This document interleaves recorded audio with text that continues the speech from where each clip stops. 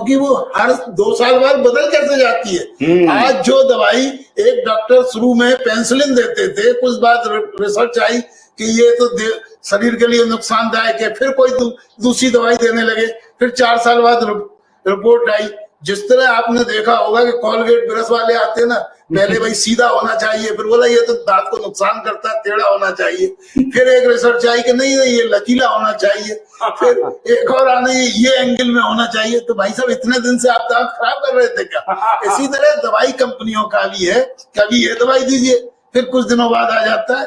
तो जब मैं जिस समय ये वैक्सीन शुरू हुई उस दिन में ऋषिकेश के अंदर एम्स के गेस्ट हाउस में था, तो वो भी जो उसके डायरेक्टर थे वो भी पद्मश्री की रेस में थे। मैंने कहा भाई आप क्या जानते हो इस वैक्सीन के बारे में? बोले भाई कोरोना के बारे में हम उतना ही जानते हैं जितना आप जानते हो, क्योंकि हमारे एमबीबीएस में थोड़ी पढ़ाया गया था कोरोना क्या होता है या ये वैक्सीन क्या होती है।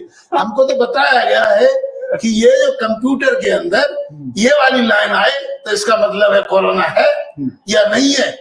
इसमें हमारा कोई इंटरेक्शन नहीं हो, तो कोई भी 5वीं क्लास हो या 10वीं क्लास हो, वो बता देगा कि आपका ये कंप्यूटर का ये सॉफ्टवेयर है, इसमें डॉक्टर्स को ना कभी ट्रेन किया गया ना उनको इस बारे में। It is a purely mechanical machine tools जो आपके बारे कह रहे हैं। तो इस वजह से ये जो सारी स्ट्रेटेजी है, मैं ये नहीं कहता कि किस तरह उस समय पैंडेमिक के टाइम पे किस तरह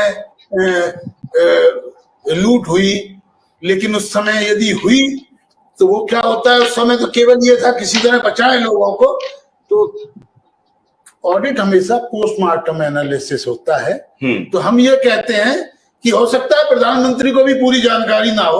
हाँ, तो प्रधानमंत्री हो सकता है केजरीवाल को भी ना हो, केजरीवाल को भी ना हो सकता है किसी पार्टी को जानकारी ना हो सकता है कुछ डॉक्टर्स को भी जानकारी ना हो। पूना वाला को लेकिन था, लेकिन उस पूना वाला को ये तो जानकारी था कि इसकी कॉस्ट कितनी आ रही है, इस बात की जानकारी तो थी, और हम कितना बेच रहे हैं, और जब सरकार कह रही है तो हमको क्या रेट लेना चाहिए, और वास्तव में क्या हम इसमें मोनोपोली कर रहे हैं, क्या हम शोषण कर रहे हैं, इसकी जानकारी तो है। तो वो जानकारी के लिए ऑडिट पोस्टमार्टम होता है।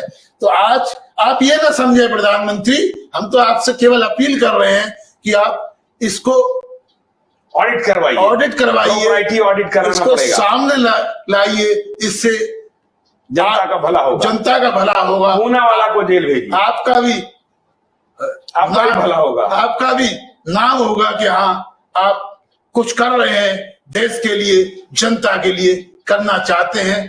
तो आप आइए सामने, यही हम कहेंगे। ठीक है ध्रुव जी की डिमांड हो गई है, लेकिन मेरी डिमांड जारी है। डॉक्टर कुशवाहा, डॉक्टर बैनर्जी और ध्रुव अग्रवाल साहब, आज इंडिया डिबेट में आने के लिए आप सबका बहुत बहुत शुक्रिया। लेकिन हम अपने दर्शकों को विश्वस्त कर दें, आश्वस्त कर दें, भरोसा देते हैं, पूना वाला के खिलाफ हमारा कैंपेन जारी रहेगा और अरविंद केजरीवाल के भी खिलाफ जारी रहेगा। जो पहले चुप थे, क्यों बोलने लगे? अरविंद केजरीवाल से मेरा विशेष अनुराग है, ये मत समझिए कि व्यक्तिगत अनुराग है, ये एक दर्शन है। और दर्शन क्यों है, ये इस देश का बच्चा बच्चा जानता है, क्योंकि उन्होंने राजनीति के साथ जो अपराध किया है वो आने वाला समय उन्हें माफ नहीं करेगा।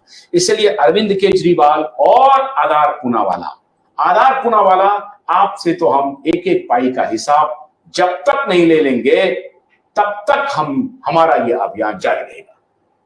कल रात 9 बजे तक के लिए आशुतोष कन्नत दीजिए।